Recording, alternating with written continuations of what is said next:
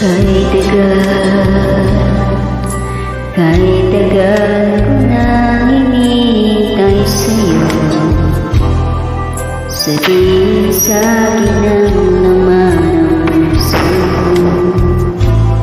Ngunit kahit anong gawin, di mo ako pinapansin.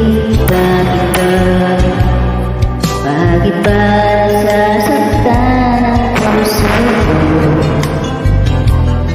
Kung masabing may gusto ako sa'yo, sana'y